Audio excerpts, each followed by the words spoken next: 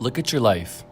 Did you think you would be where you are today? What if you weren't given the basic necessities of everyday life? What if you weren't able to have easy access to food, To water, to shelter? looking around your community, isn't it easy to ignore those who are considered invisible?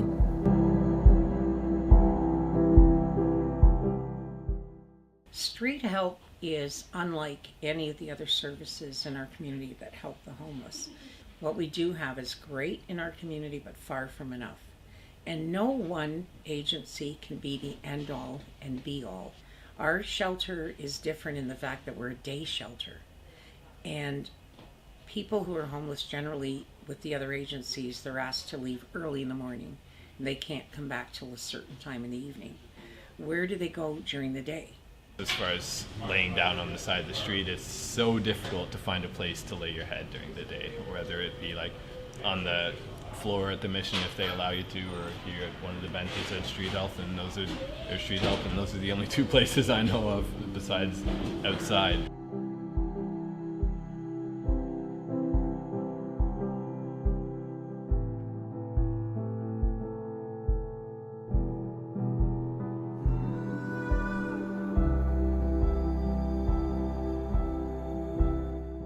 The mission has been a part of the Windsor community since 1972, so we've been around for a while.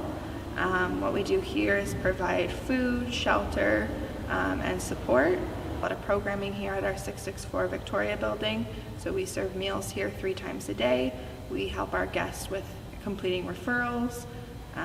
We do most of our core programming here, so we have a couple groups that happen. We have a volunteer nurse on staff as well. At our 875 location, we have our sanctuary, which is our shelter. So there's 103 beds that are there to support individuals who may need them. We also have our Phoenix Recovery Program there, which it helps individuals with substance use.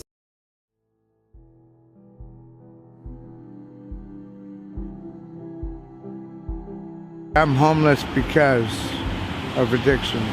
Because I don't make enough money between the federal and provincial governments to support myself. Got into a fight with my mom's boyfriend, just dealing with a lot of pressure. I was in a lot of drugs and alcohol back at the time. I've been homeless twice in my life. My first time was when I was a teenager, but later on through the Children's Aid, I ended up in a foster home where I was being molested. I decided one day, I'm just not capable of being here anymore. I'm not going to wake up another day and call this guy dad. And I made the choice I would face the monsters in the streets. It wasn't an easy choice, but it's the only one I had. I had nobody listening to me, accepting that this was happening to me and wanting to make my life better. On the streets, I met every horror that was out there to be met. And I survived it somehow, and I always say, there but for the grace of God go I. I eventually started to be able to pick up, and again it was with the help of others that I was able to get off the streets. And I became a very strong political activist. And one day the government handed me a little pot of money and essentially, here, put this money where your mouth is. And that's how my agency started about 20 years ago. And for about 10 years we were government funded, then they cut off that. But there were a lot of members in the community that really didn't want to see our doors shut. They didn't want to see this program end. So they continued to support us. And eventually we were able to buy our building. That was a great achievement to say our homeless project isn't homeless anymore. And we continue to do everything that I wish had been there when I was homeless, both of those times in my life, because those things did not exist on a lot of levels, or if they were there, they were meager at best.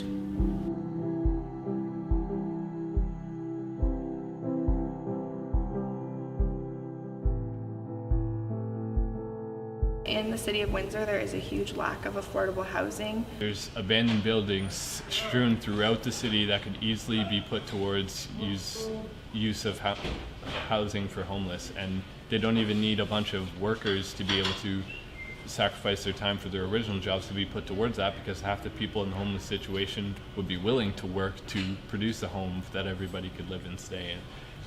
Having a home, especially one that's built by the people, would be so much better for everybody.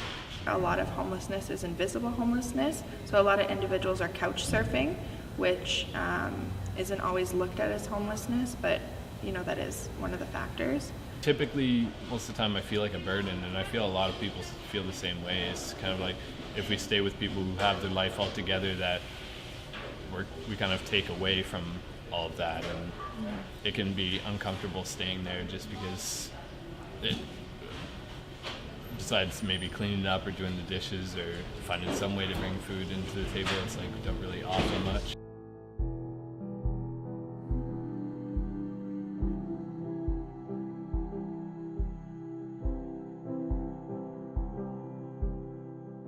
We give the homeless food items they can take every single day, every day. They don't require can openers or stoves, microwaves, anything. They can just take the food and still eat later in the day. For people that are couch crashing, we have the solution. We give them a bag. They can come every single day, and in the bag is 7 various items out of our food room. At the end of the week, they brought all those packages to the place where they're living with their host. They're adding to the household, and we're keeping a roof over their heads, however temporary, for a longer period of time.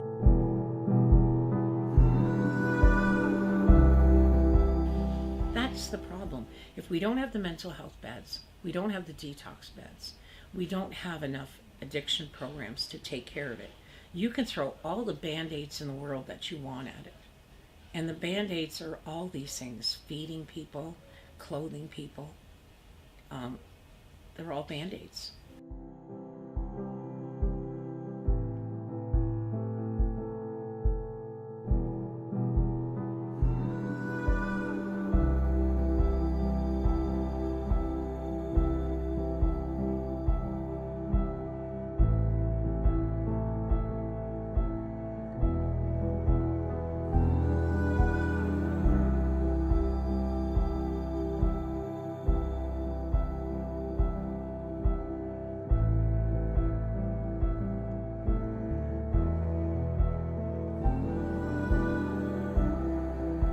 All of our funding is from community donations. So the community is basically what supports us. We do receive some grants, but our core funding is from the community and is donation based, since we are not. The Windsor community is very generous in supporting us.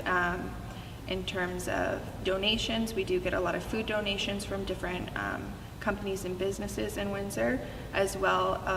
A lot of volunteers come together and provide us support, and that funding is basically what will get us our programming, and programming is what helps individuals get out of homelessness.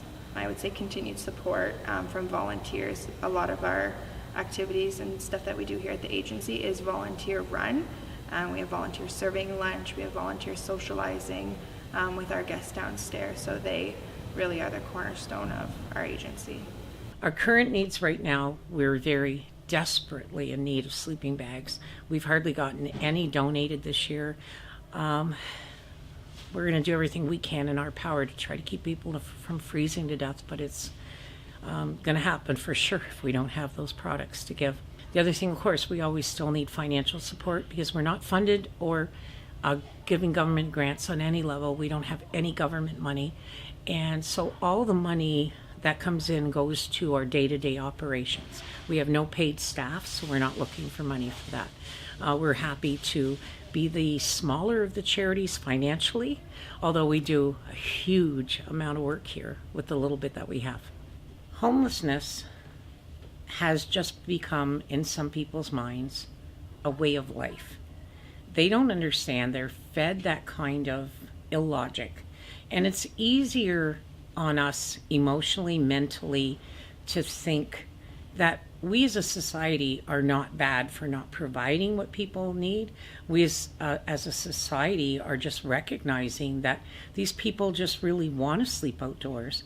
They don't want to be subjected to paying rent and paying bills and normally living in the community like the rest of us. This is their normal. And so we're just going to accept it and just move on. It's really not our problem. You see, what happened to us as a society is we fell for that. And that's the sad part. Now take a look at your life. Will you still take the things you're given for granted? Wouldn't it be nice if all of us were able to have easy access to food, To water? to shelter? In your community, what will you do to help those who are considered invisible?